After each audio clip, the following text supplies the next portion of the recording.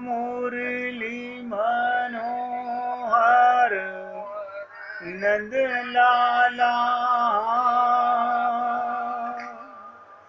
भजो मुरली मनोहर नंद लाला, भजो गिरिधर गोविंद गोपाला, भजो गिरिधर गोविंद गोपाला, भजो मुरली मनोहर नंद लाला, भजो मुरली मनोहर नंद लाला, भजो गिरिधर गोविंद गोपाला, भजो गिरिधर गोविंद गोपाला, भजो मुरली मनोहर नंद लाला, भजो मुरली मनोहर नंद लाला, भजो गिरिधर गोविंद गोपाला, भजो गिरिधर गोविंद गोपाला, बोलिए वृंदावन बिहारी लाल की जय। जय जय श्री राधे, जय जय श्री राधे। सभी भक्तों से निवेदन, बहुत एकाग्रचित होकर सत्संग के प्रत्येक शब्द को पूरी एकाग्रता के साथ हृदयंगम करने का पूरा प्रयत्न कीजिएगा। भगवान की असीम कृपा है कि आप और हम लोगों को ये भगवान की कृपा से ही सत्संग मिल रहा है। इसे भगवान की असीम कृपा मान के हम लोगों को खुश होना चाहिए। ये भी एक भक्ति का मार्ग है। ब्रज के अंदर मैं आपको कल चर्चा कर रहा था कि वृंदावन की महिमा क्या, वहाँ सब उत्साहित हैं, सबका हृदय प्रफुल्लित है। उसका कारण क्या है? भक्ति। ये भक्ति का प्रभाव है। भक्ति संसार का दुख मिटाने वाली है। देखो कितनी कमाल की चीज है। एक छोटी सी लाइन, प्रेम संसार का दुख मिटाने वाली है और परमानंद देने वाली है। कमाल है। भगवत प्राप्ति कराने वाली है। भक्त जहां जहां जाता है अपने हृदय में भगवान को लेकर जाता है। यानी भक्त जहां भी रहेगा भगवान उसके हृदय में रहेंगे। तुम देखो, तुम्हारे लिए कोई रो रहा है परदेश में, तो तुम्हारी आंखों में आंसू आने लगेंगे, चेहरा मुरझा जाएगा। तुम ये देखो कि तुम्हारे हृदय में नंद नंदन श्याम सुंदर मंद मंद मुस्कुराए हुए हैं, हमेशा मुस्कुराते रहते हैं। आपने कभी अपने हृदय में देखा नहीं? जब हृदय में झांक कर देखोगे तो प्रीतम की छवि, अनुपम छवि, आपको उसका साक्षात्कार होगा। तो कहने का तात्पर्य, बांसुरी बजाते हुए, पीतांबर फहराते हुए ठुमुक ठुमुक कर नृत्य कर रहे हैं। अब तुरंत फर्क पड़ जाएगा तुम्हारे हृदय में। अगर तुम्हारे दिल में कोई मुस्कुरा रहा है तो तुम उदास कैसे रह सकते हो? आप सोचो, सारी दुनिया को नचाने वाला आपके हृदय में नाच रहा है। ये इसी देह में प्राप्ति हो सकती है, इसी देह में ज्ञान हो सकता है। दुखी कैसे रह सकते हो? मन ही तो कृष्ण होकर मुस्कुरा रहा है। आपके चेहरे पर वो भाव आएंगे। आप अंदर से प्रसन्न हो तो चेहरे पर प्रसन्नता का भाव आएगा। आप अंदर से दुखी हो तो आपके चेहरे पर दुख का ही भाव आएगा। क्या मतलब? जब मन कृष्ण की, एक एक शब्द पे ध्यान दीजिएगा, जब हमारा मन कृष्ण की आकृति धारण करके मुस्कुराने लग गया तो दुख कैसा? जब आपको ये राजे मोहब्बत समझ आ गया, क्या राजे मोहब्बत के हृदय में परमात्मा बैठा हुआ मुस्कुरा रहा है। अब आप बताइए, आपके चेहरे पर उदासी आ सकती है? हृदय प्रफुल्लित है तो चेहरा प्रफुल्लित है। हृदय में उदासी है, हृदय में दुख है, हृदय में रोष है, हृदय में परेशानी है, तो चेहरे पर भी उदासी और परेशानी का भाव नजर आता है। ये कसौटी बता रहा हूं, भक्ति का कमाल। महका करेंगे आप भी पहरो इसी तरह, अटका कहीं जो आपका दिल भी गोपियों की तरह। आपका हृदय, अगर आपका मन भगवान में रमण करने लगे। अब ध्यान से सुनो, दुख कैसे? दुख उसी समय तक है जिस समय तक भगवान भूले हुए हैं। नोट करो, दुख का कारण क्या? अपने को शरीर मानना और मन संसार में फंसा होना। बस करोड़ों अरबों खरबों रुपए हो जाएं, लेकिन कोई ना कोई दुख लगा रहेगा। आपके पास एक धेला ना हो और आपके हृदय में भगवान है तो आपके चेहरे पर उदासी नहीं आ सकती। जहां भगवान याद आए, बस नोट करो, याद आए, वहां सारा दुख गया और आनंद ही आनंद आ गया। इसलिए ये भक्ति जो है ये आनंद प्रधान सिद्धांत है, आनंद देने वाली है। धर्म आदर्श प्रधान सिद्धांत है, ज्ञान यथार्थ प्रधान सिद्धांत है, भक्ति नकद माल है। क्या मतलब? बहुत ध्यान सुनिएगा।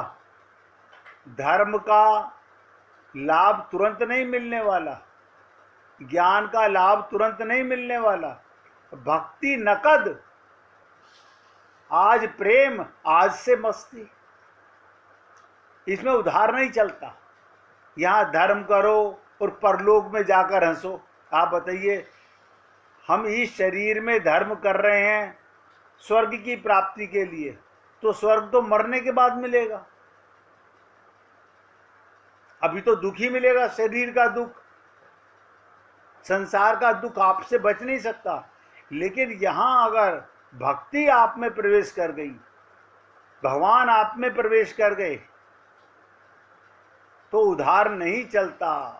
यहां धर्म करो और परलोक में जाकर हंसो, वहां अप्सरा मिलेंगी। यहां तो बात सोचो, यहां तो यही भगवान अपने हृदय में बसाओ और खुश हो जाओ। भगवान कहते हैं, जैसा भाव तुम्हारा वैसा मैं आने को तैयार हूं। आप हम सब लोग मनु की संतान हैं। मनु और शत्रुपा, प्रथम स्त्री परम पुरुष। देखिएगा, मनु और शत्रुपा, जब उन्होंने भगवान की तपस्या की, भगवान प्रसन्न हुए, आकाशवाणी हुई कि वर मांगो। और वो क्या कह रहे हैं? कह रहे हैं आप हमारे सामने प्रकट हो जाओ, आप हमारे सामने प्रकट हो जाओ। भगवान प्रकट नहीं हुए। बोले अभी तो आपने प्रसन्नता दिखाई, फिर प्रकट क्यों नहीं हो रहे? फिर आकाशवाणी हुई कि कैसे प्रकट हो जाएं, किस रूप में प्रकट हो जाएं। आप बताओ कौन सा रूप लेकर के आए आपके सामने?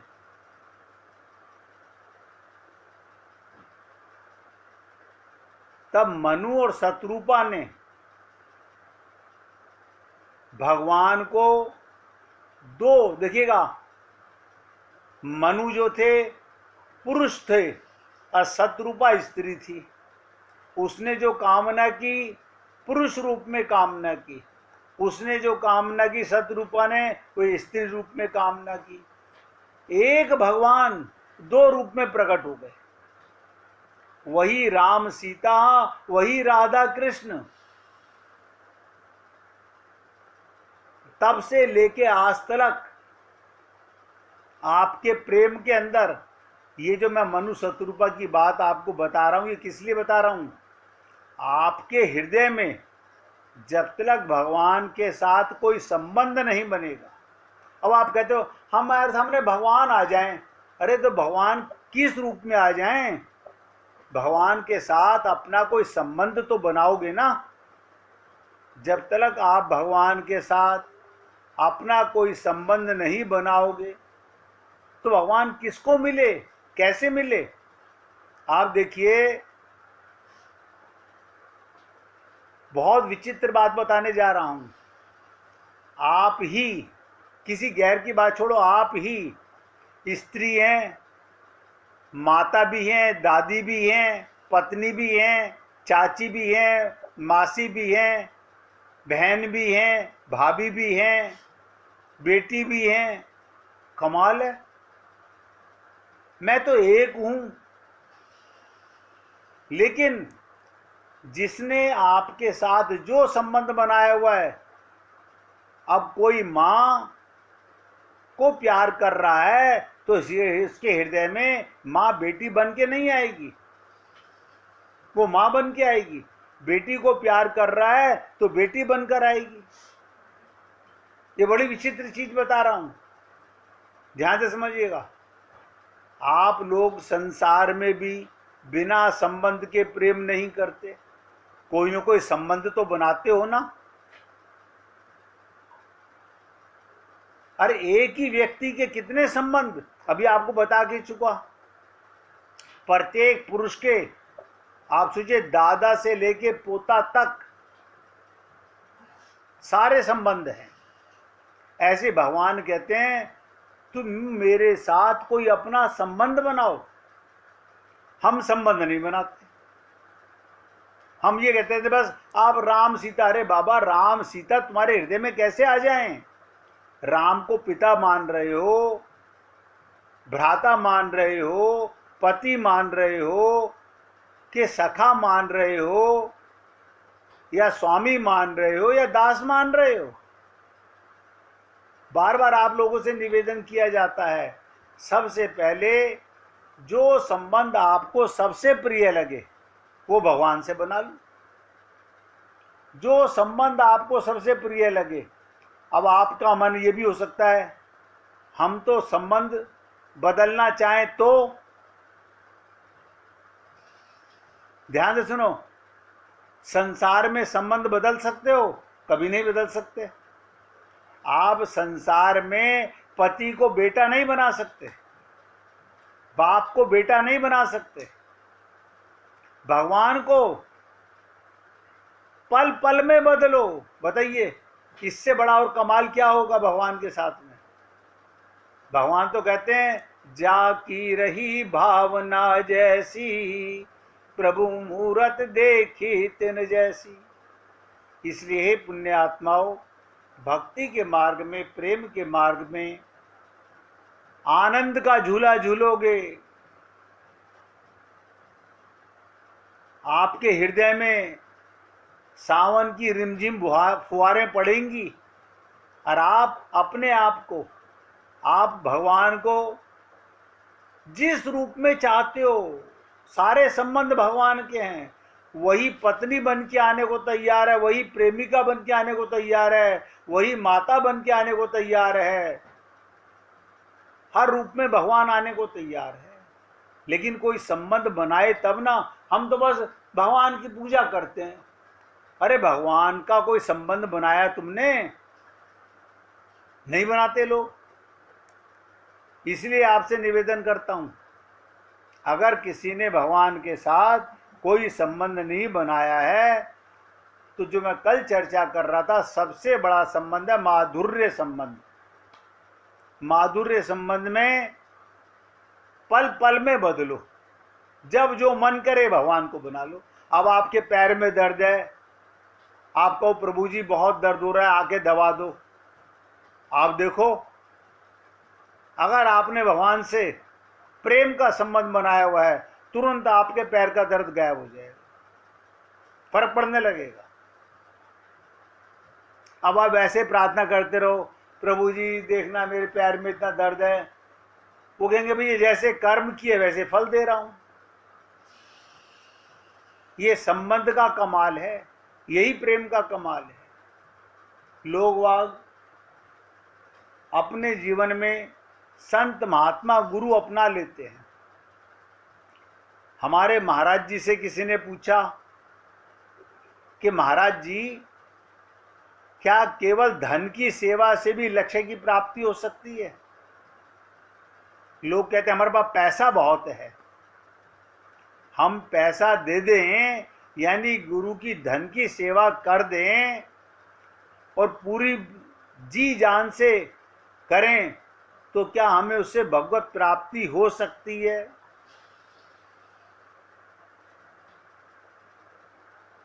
ध्यान से सुनिएगा, हम धन की सेवा कर सकते हैं। तो गुरुजी ने क्या उत्तर दिया? नहीं, मेन बात तो है शरणागति की। जब तक हमने मन की, बुद्धि की शरणागति, बिना मन की शरणागति के तन धन से काम नहीं चलेगा। इसलिए कहते हैं ना, तन मन धन, मूल चीज मन है। जिसको मन दे दिया उसको तन भी और धन भी अपने आप चला जाएगा। शरणागति मेन पॉइंट है। और शरणागति का मतलब मन का सरेंडर, बुद्धि का सरेंडर होता है। यानी मन का पूर्ण सरेंडर, 50-50% नहीं, 50% परिवार को दे दें ना, 100%। अगर आप अपने गुरु को अपना मन सरेंडर नहीं करते तो आप भगवत प्राप्ति के अधिकारी नहीं हैं। पूर्ण शरणागति ये नंबर 1। उसके हेल्पर हैं शरीर से सेवा, धन से सेवा। एक रीजन ये भी है, तन की सेवा सबको नहीं मिल सकती। आप बताइए, आपका गुरु आपसे बहुत दूर है, आप उसकी तन से कैसे सेवा करोगे? धन की सेवा सबको नहीं कर सकते। बहुत से हैं उनकी रोटी दाल का ही ठिकाना नहीं, अपना वो कैसे करेंगे? लेकिन मन की शरणागति आप, मैंने 2 दिन पहले भी कहा था, लाखों मील दूर हो, वहीं से मन की शरणागति सब कर सकते हैं। वही मेन है और प्रमुख है, उसके बिना काम नहीं चलेगा। सेठों ने इतने सारे मंदिर बनवा दिए धन से, लेकिन इससे कुछ नहीं होता। पाप से पैसा इकट्ठा करके मंदिर खड़ा कर दिया, उसमें अपना नाम लिखवा दिया। वो सेठ जी का मंदिर है या भगवान का मंदिर है? तो धन की सेवा क्या हुई? सेवा में श्रद्धा, भगवत भावना का मिक्सचर होना चाहिए। इसलिए आपसे निवेदन करता हूं, हमें अभी इन्हीं चीजों का ज्ञान नहीं है। देखिएगा, बुद्धि सबके पास है, आपके और हमारे पास में। और मजे की बात ये, हर व्यक्ति अपने आप को सबसे बड़ा बुद्धिमान मानता है। एक बार तुलसीदास जी से किसी ने पूछा कि प्रभु सुमति और कुमति क्या है।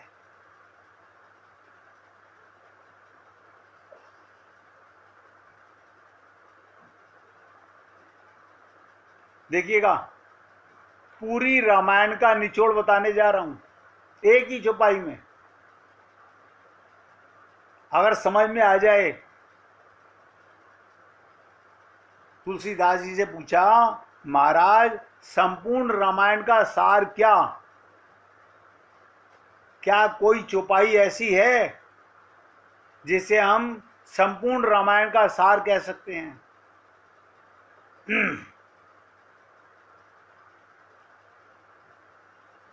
जैसे तत्व ज्ञान का सार मैं कहता हूं रामायण से समझो, ईश्वर अंश जीव अविनाशी, चेतन अमल सहज सुख राशि। एक चौपाई पूरी एकाग्रता से समझ लो और हृदय में उतार लो और पक्का मान लो, बस आपको ज्ञान हो गया आत्मज्ञान। अब आपका कल्याण 100% होगा। लेकिन हम अर्थ तो जान लेते हैं, मानते नहीं। तो क्या पूछा तुलसीदास जी से, संपूर्ण रामायण का सार, क्या कोई चौपाई ऐसी है हम संपूर्ण रामायण का सार कह सकते हैं। तुलसीदास जी ने कहा, जहां सुमति तहां संपत्ति नाना, जहां कुमति तहां विपत्ति आना। अब आप देखिएगा, आप और हम सब लोग, मैं किसी एक की बात नहीं कर रहा हूं, सब लोग अपने को अच्छी बुद्धि वाला मानते हैं।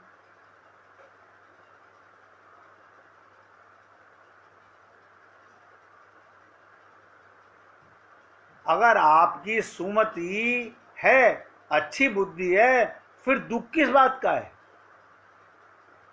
आप बताओ, फिर दुख किस बात का है। और जहां कुमति होती है वहां विपत्ति, दुख और कष्ट पीछा नहीं छोड़ते। अब मैंने 3 शब्द आप लोगों से कहे हैं, क्या कुमति है तो विपत्ति आएंगी, विपत्तियां चल रही हैं जीवन में, दुख चल रहा है जीवन में, कष्ट पीछा नहीं छोड़ रहा। इसका कारण क्या है, सोचे देखो। अगर आपकी सुमति है तो ये नहीं होने चाहिए, और अगर कुमति है तो ये तीनों नजर आएंगे। अगर हम में से कोई भी व्यक्ति ये कहता है हमारे ऊपर तो पहाड़ टूट गया, इतनी बड़ी विपत्ति आ गई, हम बहुत दुख में हैं, हमारा कष्ट पीछा नहीं छोड़ रहे, 100% नोट कर लो, वो कुमति है। उसकी बुद्धि अभी जागृत नहीं है, उसकी आत्म बुद्धि नहीं है, उसकी देह बुद्धि है। अब एक ही शब्द में समझिएगा, जिसको देह का ज्ञान है वो कुमति, जिसको आत्मज्ञान है वो सुमति। बताइए, दुख का मतलब क्या। भगवत प्राप्ति में मन में शंका क्यों।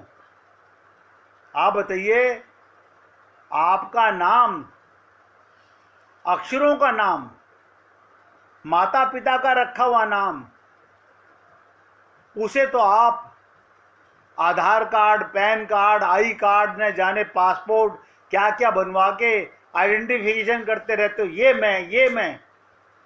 और जहां गुरु आपको कह रहा है, हे पुण्य आत्मा हो, तुम ईश्वर के अंश हो, परमात्मा के अंश हो, वहां पे किसी सर्टिफिकेट की जरूरत नहीं, केवल सुमति की जरूरत है। तो दुख होता है अगर कोई गुरु मान करके किसी को अब फिर कहे कि हमारा कल्याण कैसे होगा। इसका मतलब गुरु तो मान लिया, उनके शब्दों को जीवन में नहीं उतारा। अब आप सोचिएगा, एक ही शब्द से मैंने आपके सामने व्याख्या की, अगर आपको ये 3 चीजें जीवन में हैं, विपत्ति है, दुख है और कष्ट है,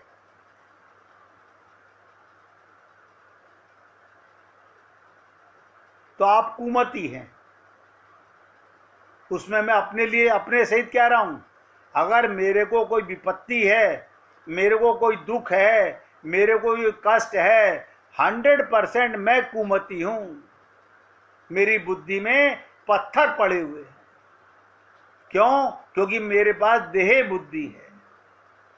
और अगर मुझे आत्म बुद्धि हो गई, आत्मज्ञान हो गया, अब बताइएगा, आत्म बुद्धि वाला जीव कहता है कि राम मरे तो मैं मरूं, वरना मरे बलाए। उसके ऊपर विपत्ति आएगी कैसे? यमराज उसे छुएगा कैसे? आप बताइए, कभी किसी ने सोचा है, सुना है आज तक कि आत्मा मरती हो? नहीं, ये तो नहीं सुना हमने। अब तुम अपने को आत्मा मानते नहीं, अजर अमर होना चाहते नहीं, जो भक्ति के मार्ग पर ले जाने का मार्ग है। अब लोगों ने आदत बना ली है, हमें तो दुखी रहना है, हमें तो सदा ये रहना, भाई हमारा कष्ट कैसे मिटे। कष्ट का मतलब कष्ट नहीं है, कुमति के कारण कष्ट है, कोई दुख नहीं है। अब बताओ, आत्मा पे कौन सा दुख है? दीपक के सामने, प्रकाश के सामने अंधकार आ नहीं सकता, कोई कष्ट हो नहीं सकता, फिर दुख कैसा? आत्मा की मृत्यु होती नहीं, फिर कष्ट कैसा? आपको अपना आत्मज्ञान हो गया तो संसार में लीला चल रही है, कोई मरता ही नहीं। इतना पक्का ज्ञान होना चाहिए। 1 मिनट कीर्तन कीजिए, फिर आगे करेंगे। श्री